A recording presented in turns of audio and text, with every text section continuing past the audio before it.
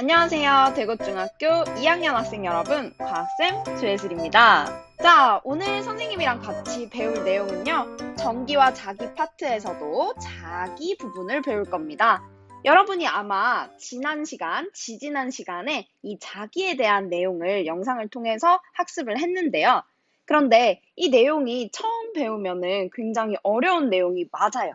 그래서 선생님이랑 다시 한번 2단원 내용만 다시 한번 복습을 하는 시간을 가질 겁니다. 오늘은요, 여러분이 배움 일기 쓰지 않아도 됩니다.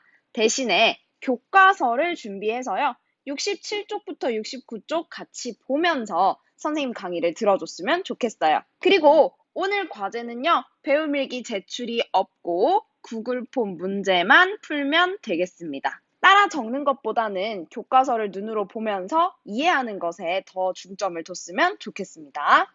자, 그러면 전류가 만드는 자기장은 이 내용 시작해 보도록 하겠습니다. 자석은요, 서로 다른 극 사이에서는 끌어당기는 힘이, 같은 극 사이에서는 밀어내는 힘이 작용합니다. 이거는 우리 초등학교 때부터 배웠으니까 잘 아는 사실일 거예요. 이렇게 N극과 S극처럼 다른 극 사이에 끌어당기는 힘을 우리는 인력이라고 하고, N극과 N극, S극과 S극처럼 같은 극 사이에 밀어내는 힘은 우리가 청력이라고 하죠. 이 두 개를 합쳐서 이 자석에 의한 힘을 우리는 자기력이라고 합니다. 정의를 다시 한번 같이 볼게요. 자석과 자석 사이에 작용하는 힘, 이것을 자기력이라고 하더라 하는 것. 그리고 이러한 자기력이 작용하는 공간은요, 한정이 있습니다. 무한정 이 자석의 영향력이 무한정 이까지 미치지는 않아요. 그래서 이 작용하는 공간이 어디까지냐? 그 개념이 바로 자기장입니다. 우리 선생님이랑 교실에서 수업했던 것에도 나왔던 내용이죠. 자, 이러한 자석의 힘, 그러니까 자기력이 작용하는 공간, 이 자기장은요, 우리 교실에서 실험할 때 어떤 기구를 통해서 눈으로 봤었죠? 맞아요. 나침반을 통해서 봤었습니다. 이 나침반이 자기장의 영향력을 어떻게 보여주는지 영상을 같이 보면서 얘기해 보도록 하겠습니다.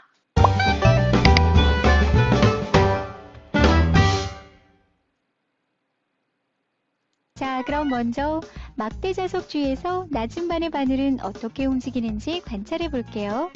책상에 나침반 여러 개를 놓고 막대 자석을 나침반 위로 움직여 봅니다.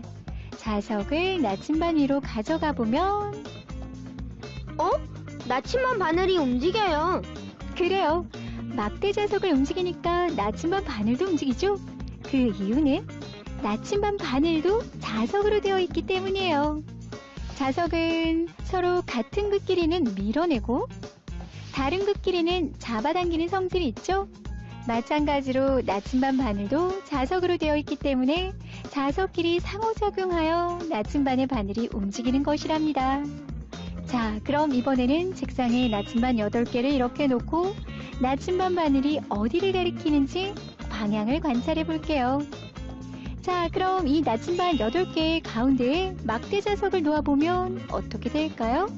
나침반 바늘들이 움직였어요. 어느 방향을 가리키는지 나침반의 바늘이 가리키는 방향을 잘 관찰해 보세요. 바늘이 일정한 방향을 가리키고 있는 것 같은데요? 그렇죠? 자석의 양극 주위에서는 나침반 바늘이 자석을 가리키는데 서로 반대되는 극을 향하고 있죠. N극 주위에서는 나침반 바늘의 S극이, S극 주위에서는 나침반 바늘의 N극이 자석을 향하고 있습니다. 그리고 자석의 가운데 부분 주위에 있는 나침반 바늘은 자석과 나란한 방향을 가리키고 있는 것을 볼 수 있습니다. 네, 여기까지 본 내용을 우리가 다시 한번 정리해 보도록 할게요. 자, 자기장은요, 이렇게 나침반의 바늘로 방향을 알 수가 있는데, 나침반 바늘에 무슨 극이 자기장의 방향이냐면, N극이 자기장의 방향을 가리킵니다. 선생님이 이 나침반을 조금 더 그림으로, 모형으로 그려볼게요. 나침반, 선생님 이제 이런 식으로 모형을 그릴 텐데, N극은 빨간색 띠가 있었던 쪽이니까 이렇게 표시를 할게요. 지금 이 빨간색 띠가 이쪽을 가리키고 있습니다. 그 이유는 자기장이 현재 그림에서 보면 이렇게 작용하고 있다는 것을 알 수가 있죠. 그렇기 때문에 이렇게 작용하는 자기장의 방향을 나침반의 N극이 표시해주고 있는 거예요. 또한 이 나침반의 바늘 방향을 보면은 자기장의 방향이 어떤 극에서 어떤 극으로 가는지를 볼 수가 있습니다.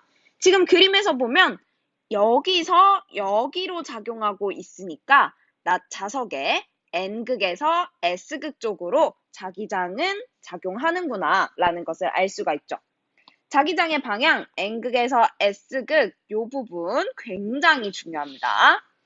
자, 그리고 자기장의 분포가 지금 자기력 선으로 표현되고 있는데 여기는 굉장히 촘촘하고 여기는 널찍널찍하죠.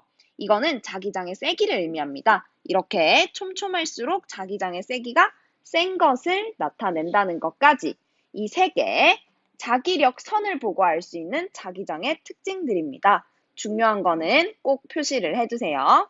이러한 자기장이 자석에서만 나타난다고 생각을 하던 어떤 시절에 웨르스테드라는 과학자가 아주 신기한 현상을 하나를 발견을 합니다. 물리학 실험을 하던 도중에 여기에 지금 손에 들린 이것이 전선이에요. 전선에 전기를 흘려보냈더니 갑자기 주변에 있던 나침반의 바늘이 방향을 바꾸더라는 겁니다. 오른쪽 그림에도 보면 지금 전류가 이쪽으로 흐르는 전선을 가까이 가져갔더니 이상하게 저 멀리 떨어져 있던 나침반의 바늘이 돌아가더라는 겁니다.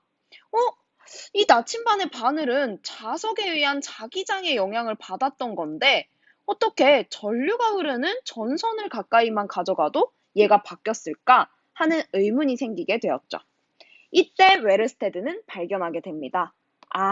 자석뿐 아니라 전류가 흐르는 도선 주위에도 자기장이 형성되는구나 라는 것을 알게 되죠. 웨르스테드가 발견했던 그 자기장, 전류가 흐르는 전선 주변의 자기장을 아까 봤던 영상에 이어서 계속해서 보도록 하겠습니다. 전선 주위에 있는 나침반 바늘의 움직임을 관찰해 볼 거예요. 먼저 전선 피복 제거기로 전선 양 끝의 피복을 2cm 정도 벗겨낸 다음 직에 달린 전선으로 전지, 스위치 그리고 전선을 연결하여 전기 회로를 만듭니다. 그런 다음 나침반 바늘을 남북으로 정렬하고 전기 회로의 전선을 나침반 바늘과 일치하게 직선으로 나침반 위에 놓습니다. 그런 다음 스위치를 열고 닫으면서 나침반 바늘의 움직임을 관찰하면 되는데요. 먼저 스위치를 열었을 때 나침반 바늘은 어떻게 될까요? 그대로 있는데요? 그렇죠. 스위치를 열었을 때는 나침반 바늘이 움직이지 않아요. 그럼 스위치를 닫으면 어떻게 될까요? 나침반 바늘이 옆으로 움직였어요. 그래요. 스위치를 닫으면 나침반의 바늘이 움직이는데요. 스위치를 닫았을 때 나침반 바늘의 움직임이 막대 자석 주위에서 관찰했을 때와 거의 같죠? 이 현상으로 전선에서 흐르는 전류도 막대 자석처럼 나침반 바늘에 영향을 준다는 것을 알 수 있답니다. 와, 그렇구나. 그럼 전류의 방향을 바꾸면 나침반의 바늘은 어떻게 움직일까요?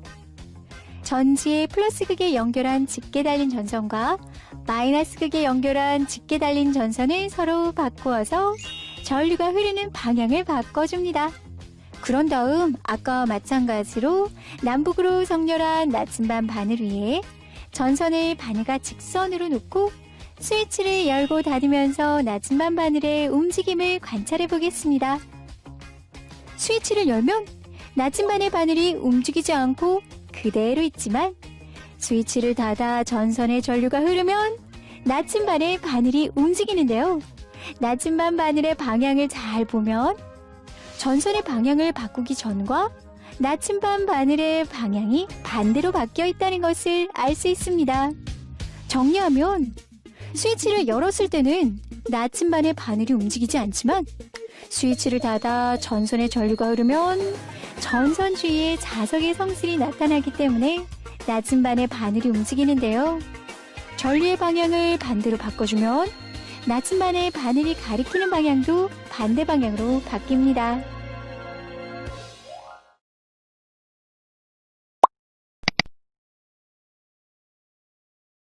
네, 이렇게 전류가 흐르는 전선을 딱 두면요, 주변에 있던 나침반이 바늘의 방향이 바뀝니다. 이것은 웨르스테드가 발견했던 그 원리, 전류가 흐를 때 그 주변에 자기장이 생기는구나 라는 것을 알 수 있게 되었죠. 우리는 이때 전류의 방향이 어떻게 작용하면 자기장의 방향은 어떻게 변하는지를 기억을 해줘야 돼요. 지금 이 선들, 자기력 선을 보면요, 코일의 내부에는 축이 나란하게 형성되는 것을 볼 수가 있습니다. 그림에 표시해보면 코일의 내부에는 이렇게 나란하게 작용을 하고 있죠. 여기서 선생님 코일이 뭐예요? 라는 질문이 나올 수도 있는데, 코일이란 지금 여기 중간에 보이는 이 전선을 이런 형태로 만들어 놓은 것을 의미해요. 이 코일에는 현재 이 집게 전선이 이어져 있으니까 전류가 흐르고 있고요. 전류가 흐르는 이 코일 내부 안쪽에서는 이렇게 축에 나란하고 균일한 세기의 자기장이 생기고 있습니다.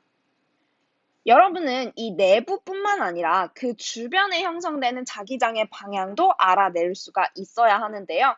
그것은 우리가 오른손으로 알아낼 수가 있습니다. 자, 모두 오른손으로 연습을 해보세요. 왼손 안 됩니다. 무조건 오른손으로 해야 돼요.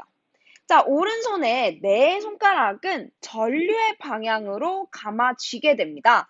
지금 오른쪽 그림에서 보면 이쪽이 플러스고 이쪽이 마이너스죠? 전류는 플러스에서 마이너스로 흐른다는 것을 기억하고 있을 거예요. 자, 그러면 이 코일에서는 전류가 어떻게 흐르냐? 이렇게 흐르고 있는 겁니다. 이렇게 느껴집니까? 요렇게 흐르고 있는 거예요. 자, 그러면 이렇게 흐르는 전류의 방향을 내 네 손가락으로 감아쥐는 거죠. 그러면 왼쪽의 그림처럼 이런 식으로 감아질 수가 있습니다. 내 오른손은요, 이렇게 네 손가락을 감아지게 되면 엄지손가락이 한 방향을 자연스럽게 가리키게 되는데, 그때 그 엄지손가락이 가리키는 방향이 어떤 것의 방향이다? 자기장의 방향이 되는 겁니다. 그래서 이 그림에서 전류가 이런 방향으로 흐르고 있다면 네 손가락을 감아줘 보니까 자기장의 방향이 엄지손가락 오른쪽으로 향하고 있더라 라는 것을 알 수가 있죠. 자기력선도 보면 지금 이쪽을 화살표가 가리키고 있습니다. 그 주변에는 이렇게 먼저 그려놓고, 아, 이쪽에서 이렇게 돌아가겠구나. 그리고 이쪽도 이렇게 해서 이렇게 돌아가겠구나. 라는 것을 우리가 추측을 할 수가 있습니다. 여기서 중요한 거는 오른손으로 전류와 자기장의 방향을 알아내는 방법입니다. 네 손가락과 엄지손가락이 가리키는 것이 무엇인지 꼭 기억을 해주세요. 이렇게 코일 내부에 생기는 자기장의 방향은요, 전류가 이쪽으로 흐르느냐 아니면 반대로 흐르느냐에 따라서 자기장의 방향도 바뀌게 됩니다. 한번 아까 오른손을 연습해 볼까요?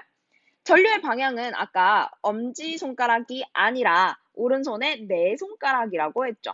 네 손가락을 이 방향으로 감아줘 보면 아마 엄지손가락이 왼쪽을 향하게 될 겁니다. 자기장의 방향이 왼쪽이라는 뜻이네요. 자기장의 방향은 나침반의 N극이 가리키는 방향이잖아요. 그래서 이쪽에 나침반을 둔다면 나침반의 N극이 왼쪽을 가리키겠네요. 여기에 나침반을 둬도 마찬가지로 자기장의 방향 이쪽으로 N극이 작용할 겁니다. 오른쪽 그림에 보면 전류의 방향이요, 이렇게 가고 있어서 이렇게 감깁니다. 이렇게 감기는 식으로 오른쪽 네 손가락을 잡아보세요. 이렇게 잡으면, 이렇게 감아보면 자연스럽게 엄지손가락은 오른쪽을 가리키게 되죠. 그래서 자기장의 방향이 오른쪽이구나 라는 것을 알 수가 있고, 나침반을 여기다가 둔다면 자기장의 방향 쪽으로 나침반의 N극이 가리키게 되겠죠. 이쪽, 오른쪽, 그리고 여기도 오른쪽, 이렇게. 여러분이 여기 나침반의 바늘이 어디를 향할까요? 라고 묻는다면 여러분은 엄지손가락, 그리고 네 손가락, 오른손을 이용해서 알아낼 수 있어야 합니다. 이렇게 전류가 흐르면요, 자석이 되는 이 성질을 이용한 기구들이 있어요. 이것을 우리는 어떤 것의 원리라고 하느냐? 바로 전자석이라고 하는데 여기에 적혀 있다시피 지금 이 그림에 전류를 흘려주면 이 전류가 흐르는 이 코일은 바로 자기장을 형성하는 자석의 힘을 띠게 됩니다. 이것을 우리는 전자석이라고 합니다. 전자석, 우리 생활 속에서 굉장히 많이 쓰이고 있어요. 그 중에 예시 2가지만 얘기하고 이번 시간 마칠 텐데, 전자석, 전류가 흐를 때만 자석이 되는 것들을 이용한 예시 첫 번째는 스피커입니다. 스피커를 해부해 보면요, 여기 안에 이런 식으로 코일이 들어있어요. 이 코일에 전류를 흘려주게 되면 이 전류가 흐르는 코일은 자기장을 형성하게 되고 그 자기장과 여기 근처에 있던 자석들이 서로 자기력이 작용하면서 진동판이 움직이게 돼요. 진동판이 이렇게 쿵짝쿵짝 움직이게 되면 소리가 형성되는 거죠. 두 번째 예시는 전자석 기중기입니다. 기중기가 뭐죠, 여러분? 네, 무거운 것을 드는 기계예요. 이 전자석 기중기가 자석을 이용한 기구라고 하는데 영상을 한번 볼게요. 지금 이 고철들을 들어 올리는 기구입니다. 네, 지금 여기에 전류를 흘려주게 되면요, 얘네가 자석의 힘을 띠게 되면서 이렇게 고철들을 들어 올리게 되는 거예요. 이런 전자석의 이용 두 번째 예시, 전자석 기중기까지 한번 알아봤습니다. 오늘 수업은 여기까지 하겠습니다. 오늘 했던 내용 중에 가장 중요한 내용은요, 자기장이라는 개념, 당연히 중요하고요. 더 중요한 것은 자기장은 자석에 의해서 생성되는 것만이 아니라 전류가 흐르는 코일, 그러니까 전선에서도 자기장이 형성되더라. 전류가 흐르면 자기장이 형성되네, 이것을 이용한 예시가 전자석의 예시들이 있었죠. 이 개념까지 여러분이 기억을 해주면 되겠습니다. 교과서를 같이 보면서 선생님 강의를 들었으면 좋겠고요.